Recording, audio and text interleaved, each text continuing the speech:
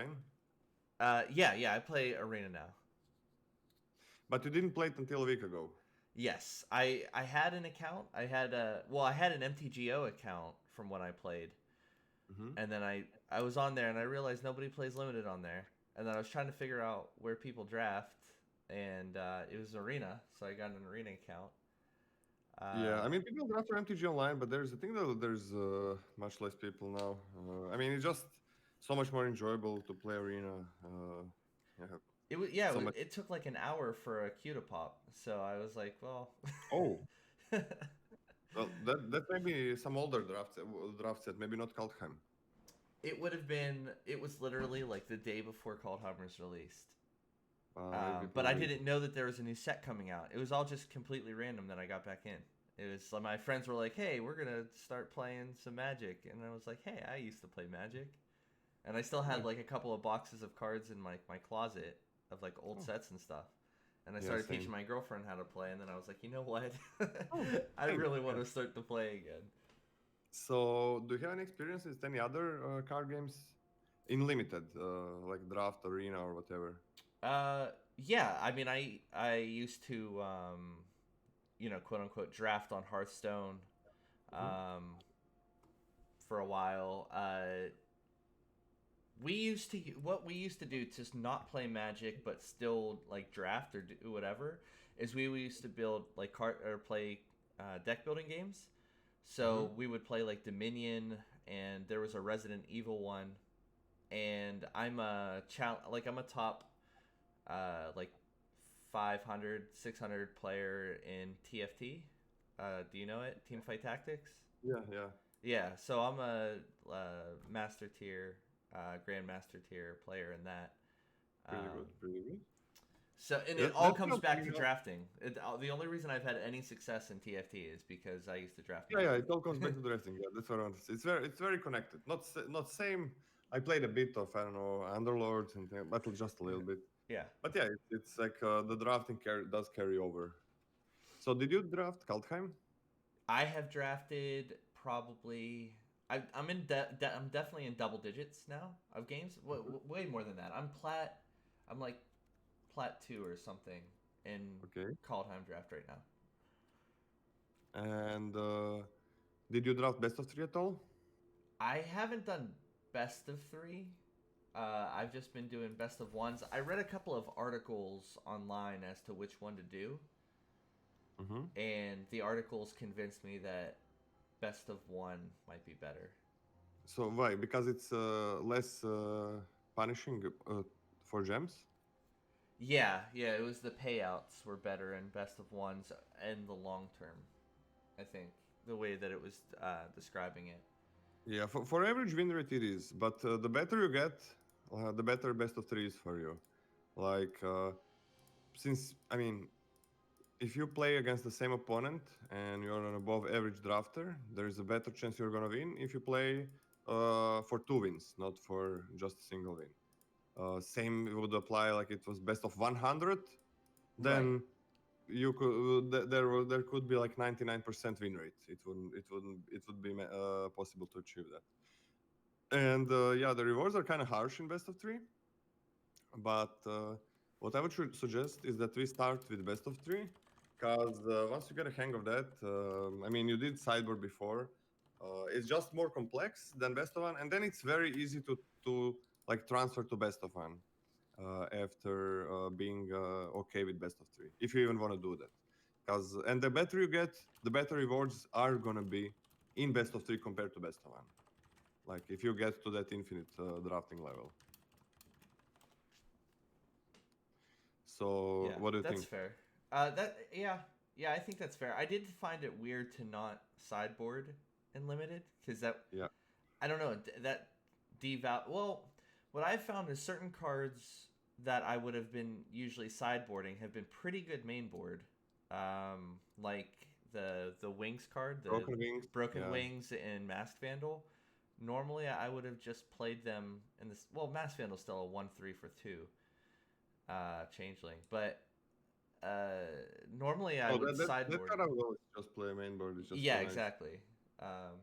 But Broken Wings has been decent in the main. But normally I just side that in. Exactly.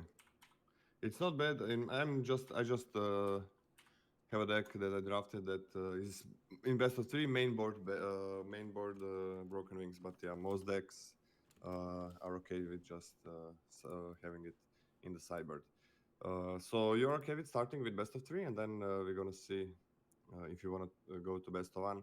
I can give you like general advice for best of one after we do some best of three coaching. Okay. That shouldn't be. It's easy to go from best of three to best of one. It's harder to go from best of one to best of three. So that's why it's kind of for me. It always feels better than giving you more by doing coaching for best of three, because then like we do not have to do best of one. I can just give you some general hints for best of one because of the hand smoother, some cards are valued a bit more or less depending how fast they are in best of one. Do you know about the hand smoother? The hand what? The hand smoother. Do you know what it is? No. Okay, yeah. So this is the thing that Wizards made to help the new players, but it is actually really bad for the new players or for the players that just entered the arena. Uh huh. That don't have to be new. So in best of three, you're playing real Magic. Everything is uh, just Magic, and you can do all the math, all the thinking you do makes sense, and there's nothing hidden going on. In best of one, there is a hand smoother. That's like a system that draws you when you start every single game. The algorithm draws you three separate hands and chooses the best hand to keep. What? Yeah, that's No.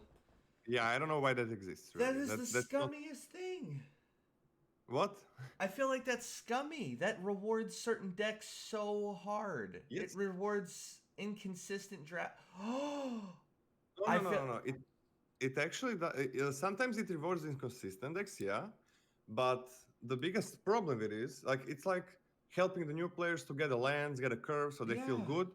But actually, when you're new to Magic or new to Arena, you do not know that it exists. So you're gonna draft like it doesn't exist. So it actually favors the players that know about it, right? And there are some things about it like. Let's say your deck needs 17 lands, and the data from all the sites that retrieve data showed that in every deck that needs 17 lands in best of one, it is better to play 16 lands because there is more chance to get enough lands uh, in the right time to play your cards. So you're gonna get less lands on time with 17 lands, not talking about the program, Yeah. then you're gonna get with 16 lands, which doesn't make any sense, but that's how it is. And the second thing that was discovered was I talk about this a lot since I do play best of one every month or every second month, so because people want to see a good rank, even though I don't really care about it. Um, the second thing is one of those three hands. It chooses the hand that has the best land and curve. So that rewards best of one, best one rewards you for playing aggro decks. Now you do not have to play aggro decks, of course. In Kaltheim is just amazing. There's really no need to go aggro. A lot of colors are not even aggressive. A lot of archetypes, but if you build an aggro deck, the hand smoother is gonna make it so it is much easier for you to go 1, 2, 3 if you even have good one Huh. drops or 2, 3, 4. Wow. Yeah. I had So no idea. I'm so even if maybe it has helped me because I've drafted a few aggro decks, so maybe it's helped me. That still disgusts me. I don't know. yeah, I'm that's like so that. hard against that. Yeah, that's why I hate best of one unless there's some set that I really want to play that came back. Yeah, that's why it sucks. In Kalkem it's okay. You can draft slow decks. It's still good. But in a lot of different sets that we had before, in best of one, if you didn't force aggressive decks, you're gonna have a less win rate than you would if you forced them. Hmm. And forcing something in draft because of some system that is um, working in the background and nobody knows exactly how it works because it was never published exactly how it works. is kind of shitty because it narrows you down to, let's say there are 10 or 20 different archetypes. Like in Kalkan, there are probably 15 different archetypes or more. Mm-hmm. Uh, you are narrowed down to, let's say, I don't know, in M, we had M21. There were a lot of archetypes. It was a core set, nothing special, but still a lot of playable archetypes. But in best of one, you wanted to play either Boros or Celestia because those were the best aggressive decks, and you get Fun. extremely rewarded by the hand smoother. So just force every single time, play the same decks, and that's gonna give you the best results. And that favors that also, if everybody knows about it, it does favor the worst player because a good player, a good drafter, is gonna find its place in the drafting phase. You're gonna see which colors are open. You're gonna see which you're gonna draft the best deck, not just from the first two picks that you got, but from seeing what other people are picking and kind of having that foresight that maybe you're gonna know which cards you can expect, and you can build a deck just around the pod, and of course around which colors are good, which archetypes are good, and what, of course, what cards you are receiving. And a lot of that kind of disappears in best of one because it does favor forcing sometimes. Right. Right. No, that makes sense. Yeah, this is just like my mind is blown from all this information. So, is it I don't get I keep reading that you draft against bots, but I every time that I queue up for a draft, I'm drafting against other people. And I know I'm not playing against them because I could take a vacation and come back and still play my draft games. So I'm clearly not playing against them. No, you always play against people. You never play against bots in No, arena. no, I mean drafting against them. Yes. So I that's don't get quick it. draft. Oh, So okay. quick draft is you draft against bots. That is nice if you are just, let's say, okay, you just came back and you want to just see, like, read the tier list, ask your friend what card is good to pick here, what's up. But you are drafting against bots, so much less complexity, and you play against people who drafted against bots, and you Yeah. can abuse bots much more. So Oh, that's for sure. That's why I was confused because I was like, that doesn't seem sustainable. yeah, you only draft against people who also draft. You only play against people who Yeah. also drafted against bots. Now, traditional, that's best of three against humans, and Premier, that's best of one against humans. Yeah. Do you play? Okay, so in Hearthstone, you would play like if you had an undefeated deck, you would play against other undefeated decks. If you were one loss, you would play against one loss. Is it the same thing in Arena? Like if I start off 0-2, am I only gonna play against two lost decks? So it was the same in Hearthstone, kind of similar than it is here. Like it tries to find you someone who has the same result as you do. Okay. That's the main thing. In even in ranked, it's the main thing. Even in best of one, because if you like, if you find someone, let's say you have the best deck ever. I don't know, you're 6-0. And if it finds you someone with your rank, if that's the main thing, you can play against the worst deck ever, against the person who has 0-2, just the draft didn't work out, and you play against him, you destroy them. And same can be on the opposite side. So yeah, even though people believe rank is the main thing that matches you, that's absolutely not true. They actually, those people didn't play arena for long, I think, because they tried to make it that you'll get matched by rank or your hidden rank in best of three, and that was just, everything was super random, right? Yeah. Because this is a paid event, that's first, and second, you do not draft your constructed deck.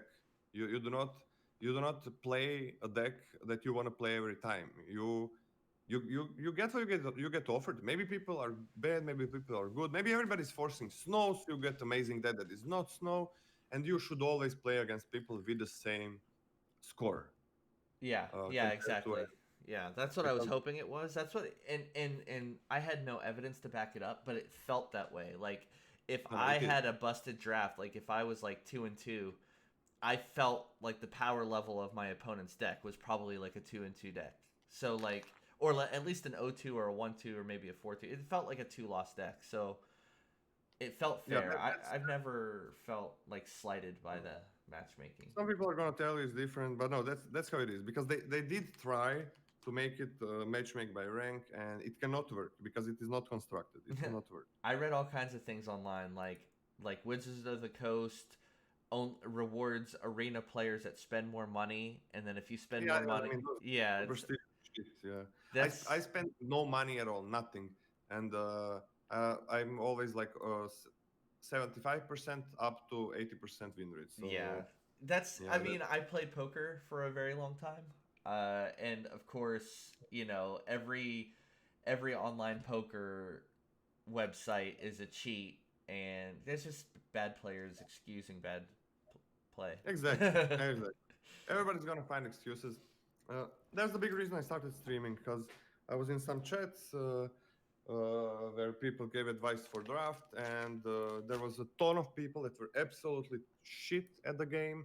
They were terrible. They didn't understand anything, but they were speaking with a lot of confidence. And when you're a new player, you come there and somebody speaks with confidence. I mean, you're going to listen to them. Maybe they have a blue name because they Yeah, talked a lot and they don't have a gray name anymore in that Discord channel. yeah. So you're going to listen to them and you're going to be terrible. And you're going to make bad habits and it's just terrible. And you cannot fight that. Like, there's more bad people that have all kinds of excuses. Yeah, I don't even care about rank. I don't even care about my gems, but I'm a great player. You're gonna hear this shit everywhere. But it is just if you're good, you're good. There's no excuses. If you draft enough, you can have 5 bad runs in a row. But if you draft 50 times, you cannot have 50 bad runs in a row. Yeah, So I just I see, and that's why actually it's so cool that you said that because that's exactly why I asked for coaching today. Is because I played for a long time and I was marginally successful, but yeah, we had our play team or our play group. Like we were an echo chamber. Like maybe there's a ton of things that I learned that were incorrect or unoptimal. I mean, it's been 8 years. I'm sure that people learned a lot about Magic and drafting in mhm, 8 years. Like the only content I think that existed at the time when I played was that one article where it was. Do you know the article "Drafting the Hard Way"? By yeah, yeah. yeah. So that was the mindset that we used in drafting, but maybe a ton of things have changed. Like the only people we could look up to in limited, and even then, LSV was a great limited player, but he was much more known as a standard player. Um, Wait, didn't Ben Stark write that ben article? Ben Stark wrote no, Drafting the yes, hard way. yeah, drafting the hard way. Oh, I mixed Ben Stark and Sam Black. Yeah, so the Ben Stark is, in my opinion, like my favorite limited player, but like, who's to say that we haven't learned a lot in like 8 years? I don't know. Yeah, That's and he learned a lot. yeah. So Ben Stark is a great player. In the showdowns I play against him, I talk to him, and the great thing about Magic, when there is a complex set like Altheim, there are drafting styles. So I'm gonna obviously teach you my style, which is I don't know. I always have like top 10 success in the world in any set that I draft. Now, I agree a lot with drafting the hard way, much more than many other streamers. But I think Ben gets it to a whole new level. And that level for me, I think, is kind of lacking because Fair. he gets like, I appreciate him a lot. And I talk to him and I like everything about him. And I cannot say a single bad thing about Ben, really. He's just a great guy and a great drafter. But he stays open so much, and I saw that in some of my students, so open that he's in many different archetypes, and at least sometimes half of his cards are never gonna make the deck, no matter which archetype he finds. Every So single one of my drafts is like that in Kaldheim. Every uh, single one of my drafts are like that. Where where because yeah, because where I'm there's so struggling many. for playables because I have four different archetypes in my deck. Yep. Yeah, and even some cards that are your color, then when you stay open like that, and I noticed that in his drafts as well. Did you see the showdown that we did a week ago? No, no, I missed it. I missed it by like 1 or 2 days, and then I didn't go back and watch it because it was I kind was of old commentating, information. I was commentating on his picks, and he stayed so open that even cards in his color, even cards that are in color that he is going to play in the end, don't fit. well, because they Yeah. are good in a different deck. And you always have to, like, we're gonna go through this when we draft together. You always have to, when you're choosing a pick that keeps you open to, let's say, new color, if that color is the color that people are not picking in the end. uh, you gotta always think, okay, I'm losing one of my colors, unless all the cards are very good as a splash, and that's rarely the case. I'm losing all the cards in one color, plus a card in my colors that I would have picked if I didn't pick that, I don't know, let's say blue card when I have no blue cards, and there was a white card and I already have white cards. So you're losing all the cards in one color if you end up blue, plus the card that you didn't pick when you choose to stay open. I'm all about staying open and finding the lane, but there's a certain point when you have to say, okay, it is just not worth it. That's fair. Yeah. So you said that's your problem. That's good to know. Do you have I anything else I to say? probably We talked. have. Oh, I don't. We can talk more um, about things like it's whatever you choose. But I would like at least in the next few minutes to get into the actual coaching. yeah, yeah, no. What I was gonna say is gonna lend to that. I was gonna say that I probably have a ton of leaks, but that's just one that I've noticed where I I don't have a second color, or I don't have a splash color, or I don't have a direction until like pack 2.5, pack 3, and it doesn't feel right. It feels very wrong the way that I'm drafting right now. We are going to see. We are going to see. You And I were waiting for a long time, Yeah, as, and you came into the one of the most complex set that ever was on Arena. oh, that's exciting. That's exciting. 1 second. Just 1 second. Just a second. I'm gonna stop the timer just to have to take this call real quickly. Oh yeah, no problem.